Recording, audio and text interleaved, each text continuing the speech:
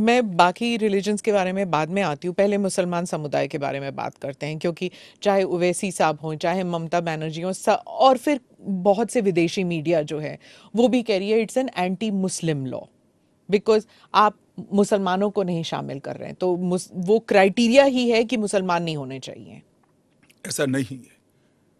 आप इस लॉ को आइसोलेशन में नहीं दे सकते। इस देश का एक इतिहास है। 15 अगस्त 1947 को देश का विभाजन हो गया। देश 3 हिस्सों में बंट गया। वो बैकग्राउंड है।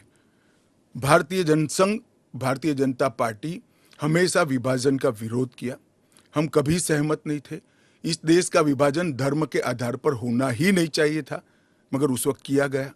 जब धर्म के आधार पर आप विभाजन करते हो और वहां जो अल्पसंख्यक है उन लोगों पर ढेर सारे अत्याचार हो, धर्म परिवर्तन कराया जाए, इनकी महिलाओं को अपमानित किया जाए, वो माँ बहन बेटी के लिए वो शरण में आए भारत की, तो क्या उसको यहाँ नागरिकता का अधिकार नहीं है? और स्वयं कांग्रेस के नेताओं ने आजादी के वक्त सैकड़ों भाषणों में कहा है कि अभी मारकाट चल रही है, अभी जहां है वहां रह जाइए, बाद में जब कभी भी भारत में आएंगे आपका स्वागत है।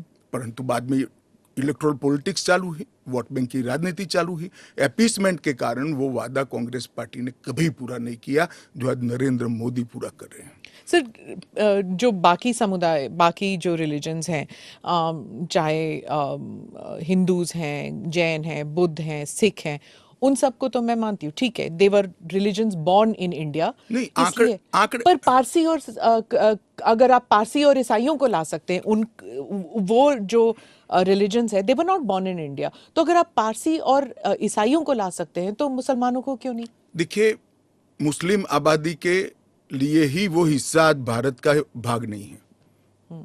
वो भूमि इसीलिए दे दी गई थी। फिर तो हर देश से अव्यवस्था से जो आना चाहिए, इसके लिए भारत के दरवाजे खोल लो। भारत कहां बचता है?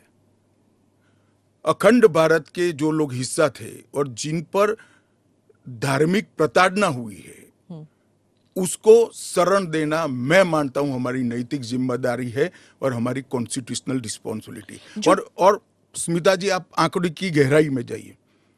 जब विभाजन हुआ तब पाकिस्तान में 23% हिंदू थे, हिंदू और सिख थे। आज 3.7% बच गए। कहां गए सारे? इतने सारे तो यहां आए नहीं। धर्म परिवर्तन हुआ, अपमानित किया गया, दोयम दर्जे के नागरिक के नाते इनको रखा गया। कहां जाएंगे ये लोग?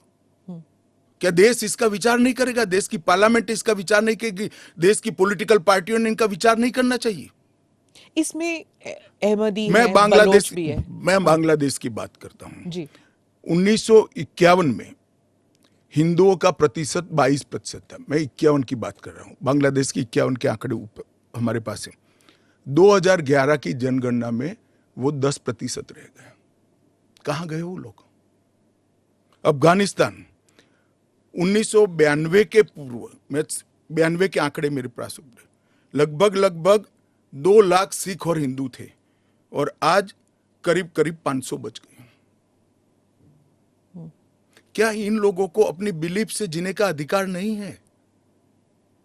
वो जब भारत एक था तब हमारे ही थे, हमारे ही भाई है, हमारी ही बहन है, हमारी ही माता है। अगर यही थियोरी को आप अपना लो तो पार्टीशन के बाद इतने सारे शरणार्थियों को क्यों लिया? उसका भी तर्क नहीं है फिर तो वही मैं पूछूंगी कि आपने कहा कि धर्म के आधार पर दूसरा मुल्क बना, पर वहां पर शिया और अहमदी, बलोच, ये भी तो प्रताड़ित है वहां पर। देखिए, वो प्रताड़ना आंकड़ों के आधार पर इतनी सिद्ध नहीं की जाती और पूरी दुनिया में ये सारा ब्लॉक मुस्लिम ब्लॉक माना जाता है। आप मेरी बात समझ कर चलिए। और शिया, अहमदिया वो तो छोड़िए, मुसलमान को भी अधिकार है यहाँ एप्लीकेशन करने का। हमारे संविधान ने रास्ता खोला है, वो एप्लीकेशन कर रेफ्यूजी के तौर पर ना रेफ्यूजी के तौर पर नहीं, नागरिकता लेने के लिए अप्लाई कर सकते हैं। भारत सरकार इनकी भारत की सुरक्षा और भारत की बाकी सारी चीजों को देखते हुए उसका निर्णय करेगी। अच्छा, तो एक रास्ता किसी के लिए बंद नहीं है। अच्छा। ये स्पेशल एक्ट इसलिए बनाया है कि ये किसी भी वैध डॉक्यूमेंट के बगैर शरण में आए हैं, बॉर्डर क्रॉस कर कर आ गए हैं।